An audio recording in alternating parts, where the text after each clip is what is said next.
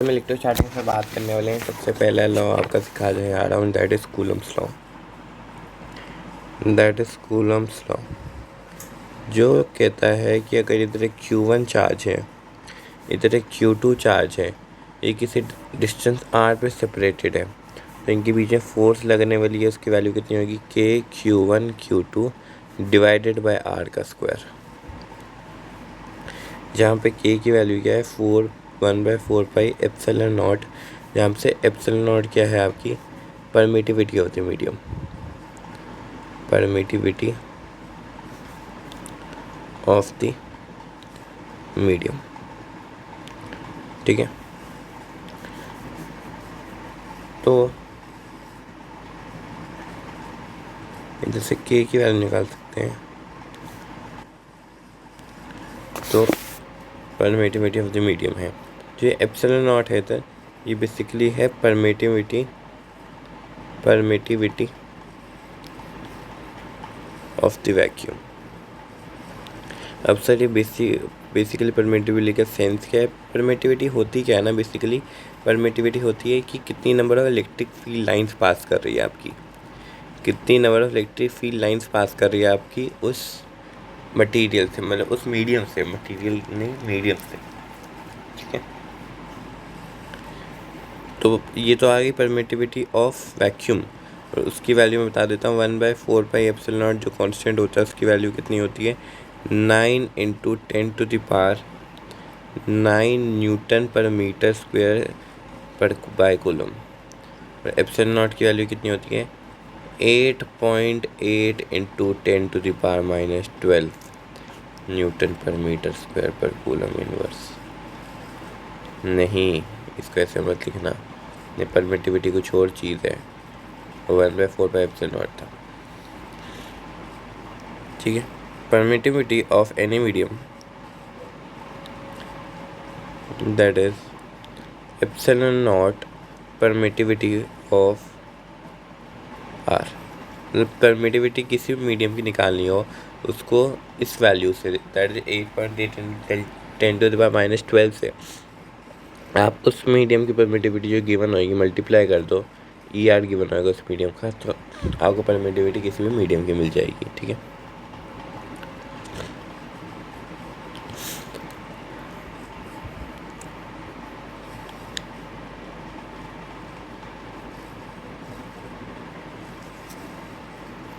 मान लो कि ये किसी बॉडी किसी हाइट m पे पहुंचा दिया आपने, किसी हाइट h ऊपर, तो इसका पोटेंशियल कितना डेवलप होएगा? mgh, we all know. तो वर्क डन अपवर्ड क्या होता है आपका? mgh। और वर्क डन डाउनवर्ड कितना होता है? -mg, sorry, work done upward -mg and work done downward plus mgh। तो नेट वर्क डन क्या होता है? 0। तो कंजर्वेटिव फोर्स की हमें प्रॉपर्टी पता है कि कंजर्वेटिव फोर्स में वर्क डन नेट एक राउंड ट्रिप में 0 होता है। ठीक है, राउंड ट्रिप में नेट वर्क डन आपका 0 होता है। ठीक है, तो इसी प्रॉपर्टी के बेसिस पे हम कहते हैं कि electric field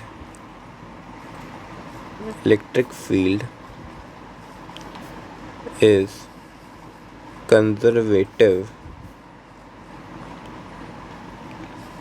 in nature। Electric field क्या है? इलेक्ट्रिक फील्ड कंजर्वेटिव फोर्स है नेचर में। ठीक है,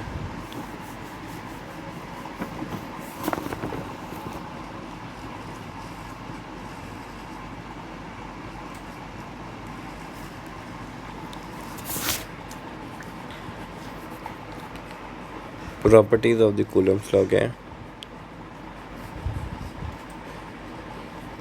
properties of the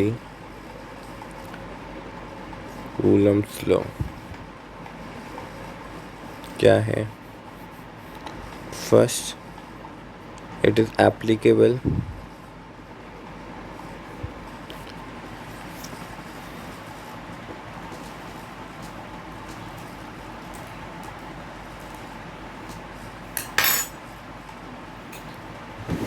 Just a minute.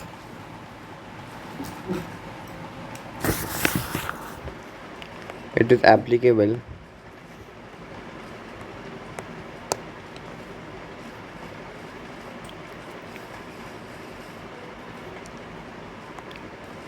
to the point charges. ठीक है, these forces are conservative in nature. ठीक है,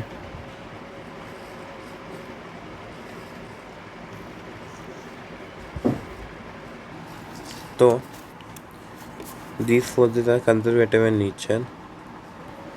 अरे ये राइटिंग थोड़ी सी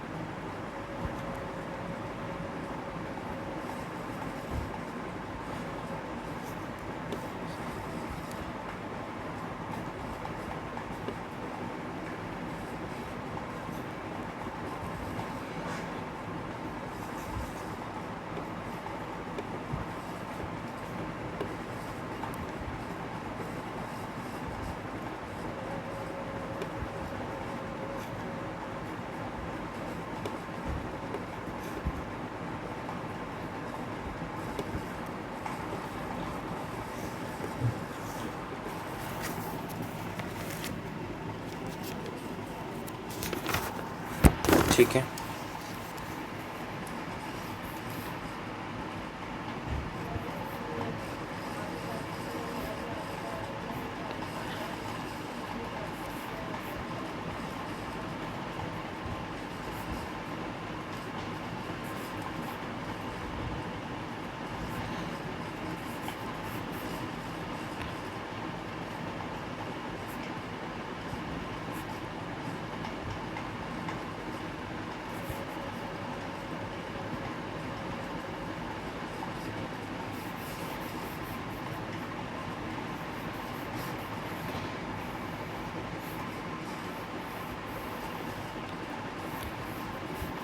थोड़ा बेसिक बता रहा हूँ। लीनियर मोमेंटम भी होते हैं दो किस्म के, एक होता है MVR, ये होता है लीनियर मोमेंटम, और एक होता है I ओमेगा, वो होता है आपका एंगुलर मोमेंटम, जहाँ पे I किसके इक्वल होता है mL²/12 होता है रॉड के लिए, mR² होता है रिंग के लिए, mR²/2 होता है एक डिस्क के लिए।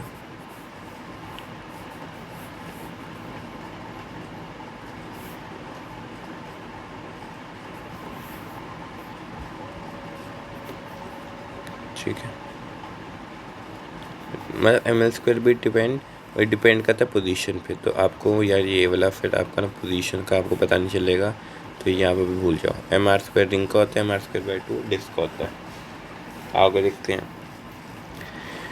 क्वेश्चन आता है कोई पॉइंट चार्ज 4,3 पे रखा है और दूसरा पॉइंट चार्ज पड़ा है, ये चार्ज 2 बोल लो, और दूसरा और ये चार्ज 2 कूलम का है। चार्ज 1 है जो आपका 3 कूलम का है, 0,0,0 पे रखा है। बताओ इनके बीच में फोर्स कितनी पड़ रही है। तो स्टैटिक चार्जेस हैं, सबसे पहले हमें देख लिया कि ये स्टैटिक चार्जेस हैं। क्वेश्चन में बता दिया इलेक्ट्रिक फील्ड निकालो, पर फिर भी ऐसे भी पता है हमें। स्टैटिक चार्जेस है, स्टैटिक चार्ज पे कौन सी फील्ड एप्लीकेबल होती है, electric field only, electric field only. Electric field applicable होगी तो देखना तो इलेक्ट्रिक फील्ड कितनी लगती है, K into 2 × 3 Q1 Q2 divided by R का स्क्वायर। इनकी बीच की सेपरेशन कितनी है ना, आप ये वाला फॉर्मूला लगाओ, force will be equals to K Q1 Q2 divided by R square into R21 cap. अगर F21 फोर्स पड़ रही है, सेकेंड की फोर्स ऑन फर्स्ट देख रहे हैं, ठीक है। तो ये क्या होगा, यूनिट वेक्टर है, तो ये होगा के Q1 Q2 divided by R21 का square into R2 minus R1 divided by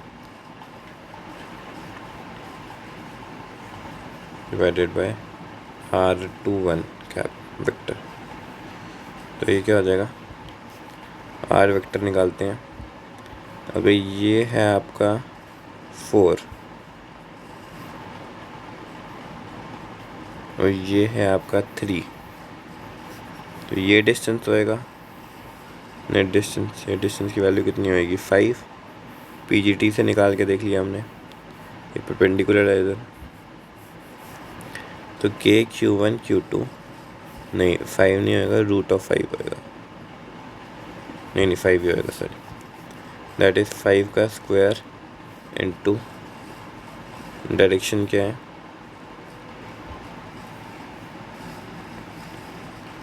4i cap plus 3j cap divided by 5। That is 6k 4i cap plus 3j cap divided by 125 force.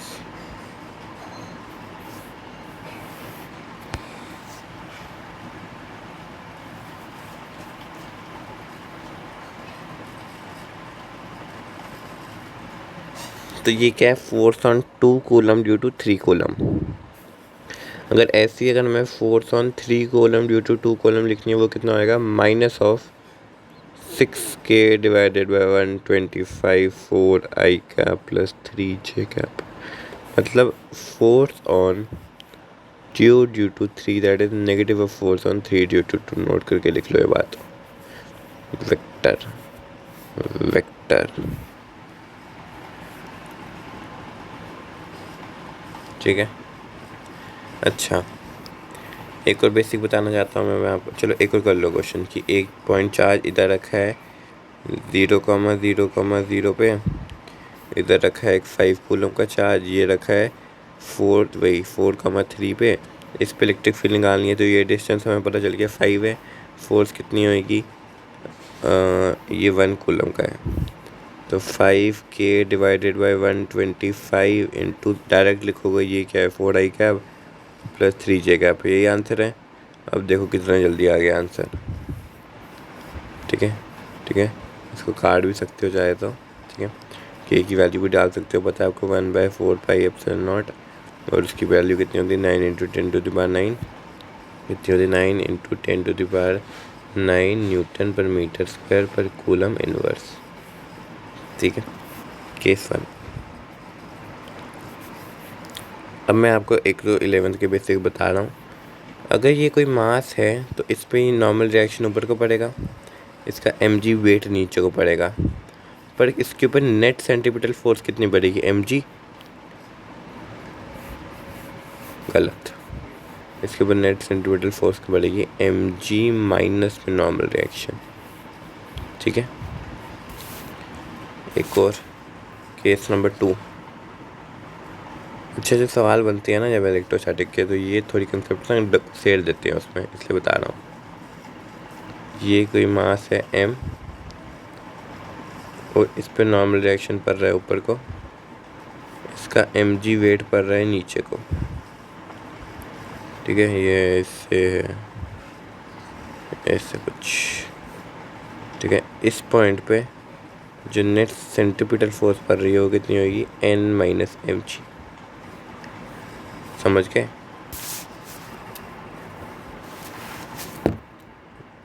Centripetal force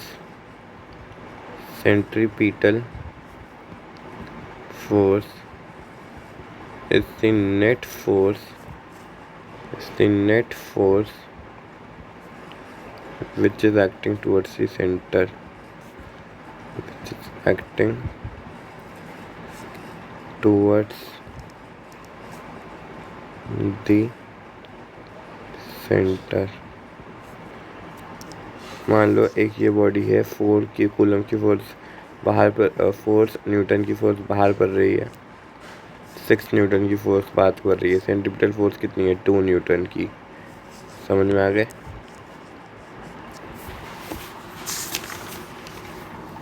अच्छा, एक question करते हैं। एक -Q2 charge इधर है और इसके इर्द गिर्द घूम रहा है Q1 चार्ज, और एक ये सर्कल में घूम रहे हैं जिसका रेडियस है R। ठीक है, find the speed of the revolution. सबसे पहले फाइंड क्या करना है, speed of the revolution. Speed क्या होगी रेवोल्यूशन की, तो ये इधर आएगा तो इसके ऊपर सेंट्रीपिटल फोर्स लगेगा कि ये इसको अट्रैक्ट करेगा। ठीक है, ये देखो ना, इधर इलेक्ट्रोस्टैटिक फोर्स से पॉजिटिव नेगेटिव एक दूसरे को अट्रैक्ट करेगा, सेंट्रीपिटल फोर्स भी लगेगी, तो इलेक्ट्रिक फोर्स सेंट्रीपिटल फोर्स की इक्वल होएगी, that is KQ1 Q2 divided by R का स्क्वायर, दैट इज MV का स्क्वायर डिवाइडेड बाय R।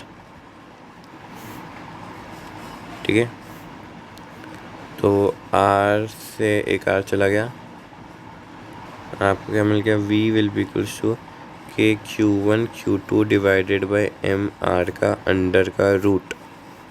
ये आ गया आपको पास। ठीक है, तो V किसके इक्वल होता है, R ओमेगा के।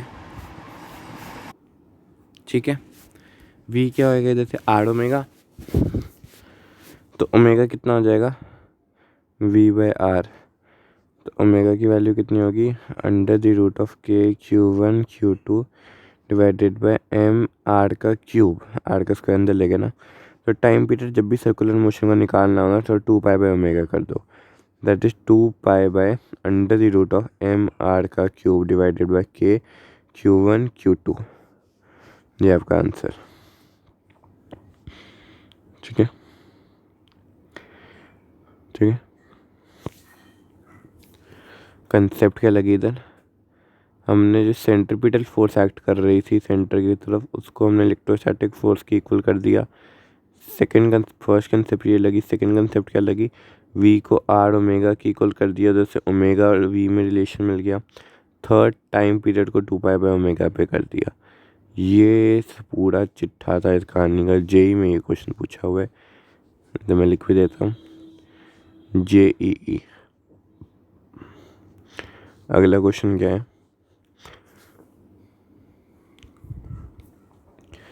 अगला क्वेश्चन है, ये है आपका एक इक्विलेटरल ट्रायंगल। इस पे चार्ज है Q1, इस पे चार्ज है Q2, इस पे चार्ज है Q3। Find the net force acting on this charge Q4। अच्छा, वी नो दैट कि positive charge attracts the negative charge,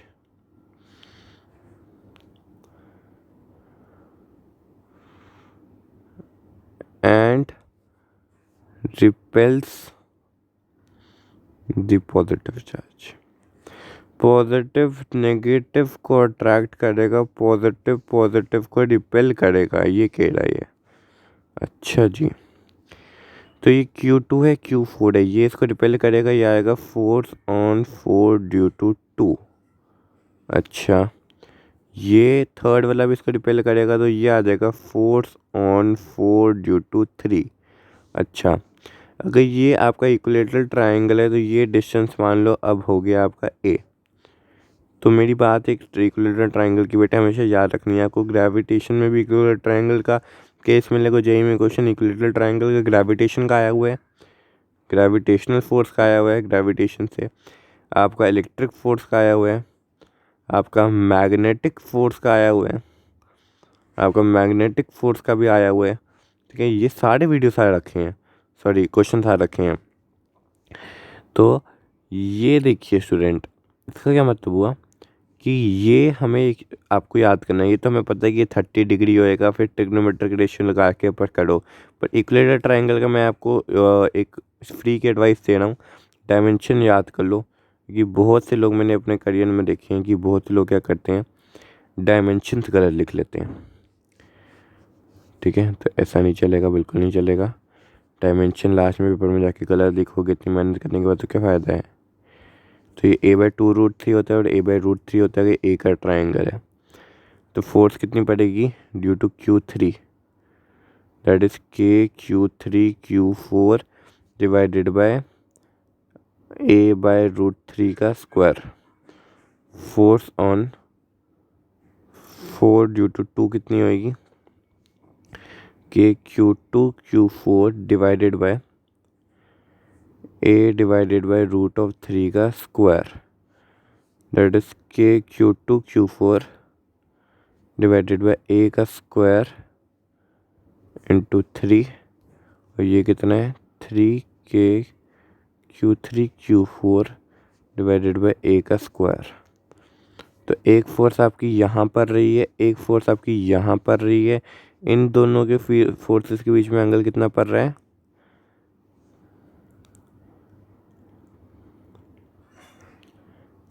इन दोनों की फोर्सेस के बीच में एंगल पड़ रहा है 120 डिग्री।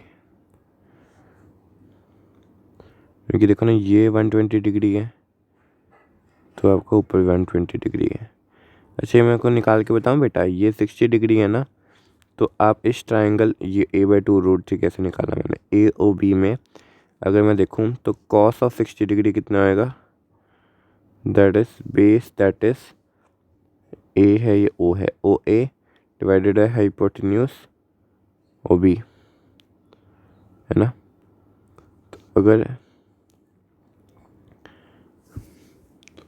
तो अगर आप इधर ट्राई करोगे,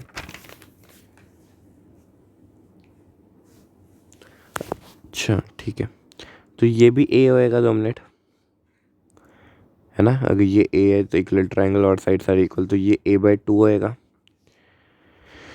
अच्छा, a/2 होएगा ना, फिर cos 60 मत लगाओ, तो क्या लगाओ sin 60, दैट इज परपेंडिकुलर। नहीं, sin 60 भी छोड़ दो आप लगाओ, क्या लगाओगे बेटे, tan 60 लगाओगे, tan 60 perpendicular, that is a/2 hypotenuse O A. तो ओ ए कितना आ जाएगा, a/2√3। पता चल गया।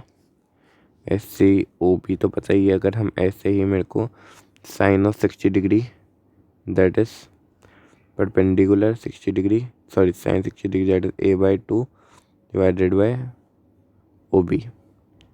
तो OB कितना आएगा, a/2 sine 60, that is √3/2, that is a/√3। देखा, डायमेंशन में चलो मैंने अपनी प्रूफ करके दे दी।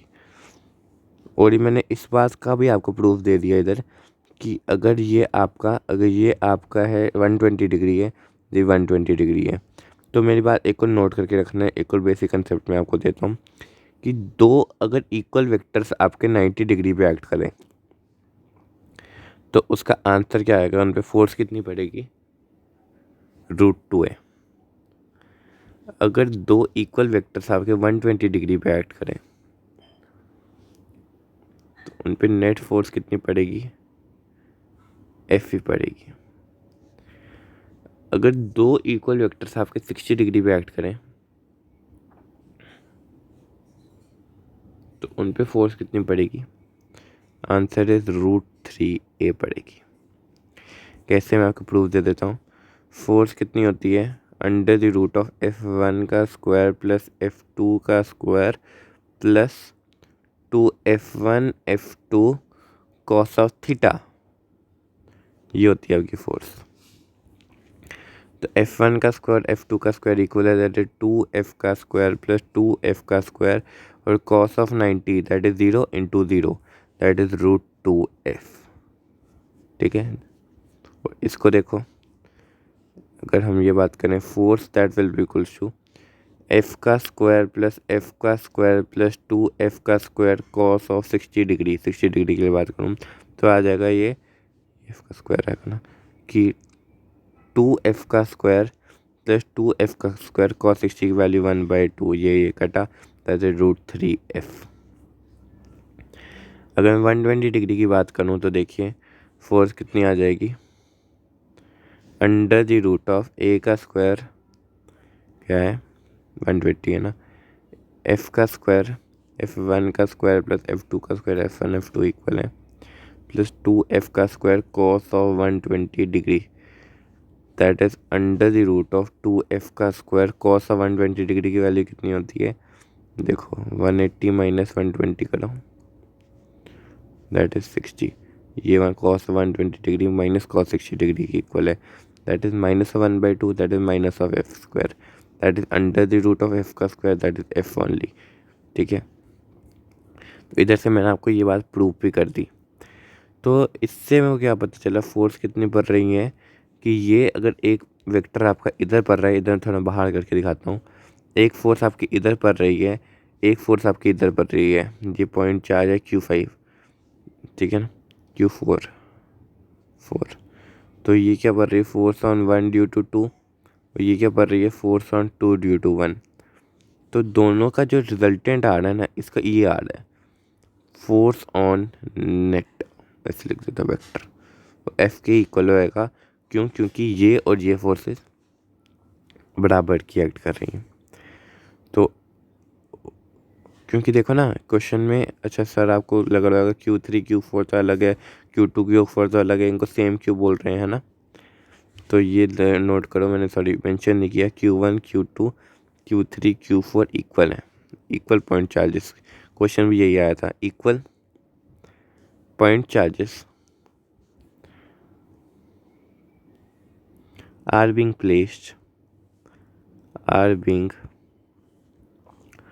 placed on the sides of the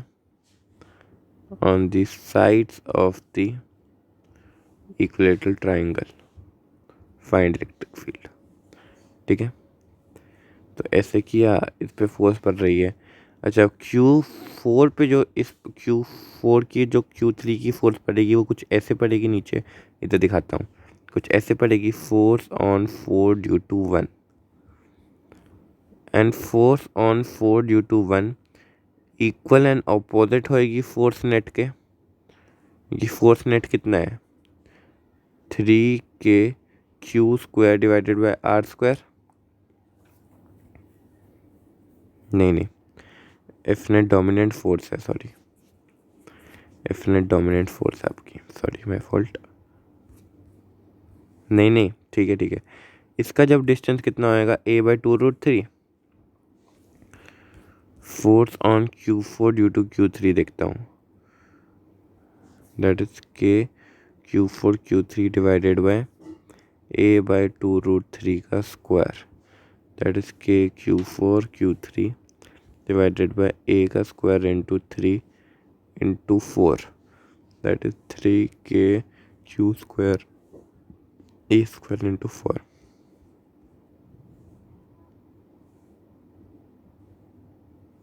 ठीक है,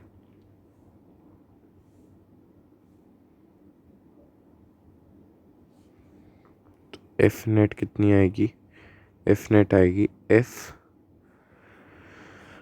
F41 माइनस एफ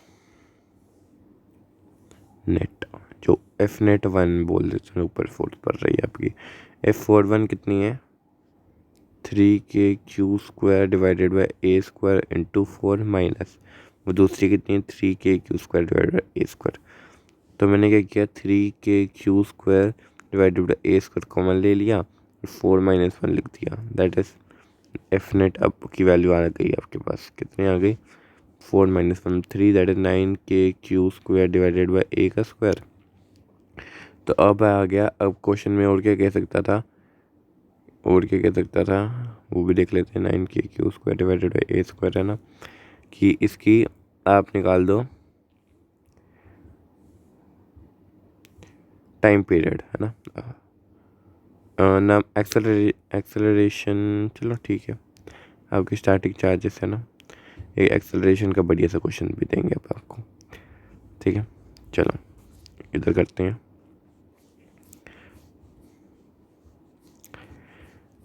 इधर करते हैं एक और क्वेश्चन अपना, नेक्स्ट क्वेश्चन ना नीचे ही करते हैं, काम करते हैं सीक्वेंस में लेते हैं ना। चलो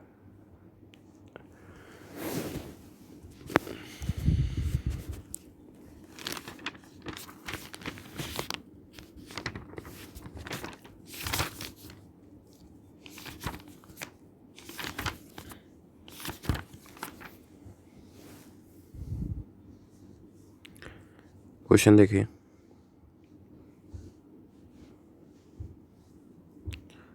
ये क्यू चार्ज इधर है, ये क्यू चार्ज एक इधर है, एक क्यू चार्ज इधर है, और ये किसी वेलोसिटी v के साथ घूम रहे हैं, और एक -2 का चार्ज इधर है। ठीक है, फर्स्ट क्वेश्चन है find net force on -2q। Paragraph type में आ सकता है student question, paragraph type question आ सकता है ये स्टूडेंट जो मैं अभी क्वेश्चन करवा रहा हूँ। Second time period, second angular speed, angular velocity बोलो, थर्ड स्पीड,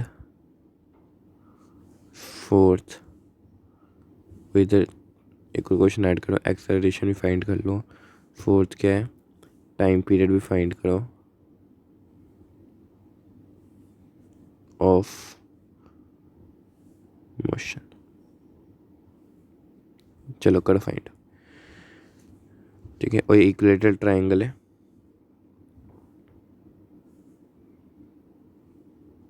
चलो इक्विलेटरल ट्रायंगल नहीं है, ये सर्कुलर मोशन कर रहे हैं ना। आप ऐसे मानो कि ये क्या है, ऐसे ऐसे सर्कुलर मोशन कर रहे हैं। आप ऐसे मान लो ये जो है ना ये चीज़, ये क्या है, इसका रेडियस है।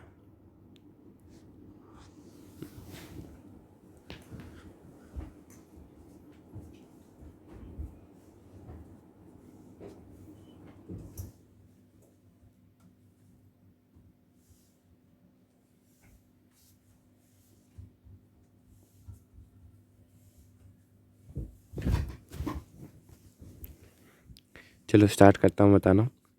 अच्छा सुनो मेरे बेटे, अब ये कर रहे हैं रेवोल्यूशंस, अब चार्जेस रेवोल्यूशंस में आ गए हैं। ठीक है, तो अब हमें क्या करना पड़ेगा, कुछ तो करना पड़ेगा, है ना। तो देखो बताता हूँ मैं।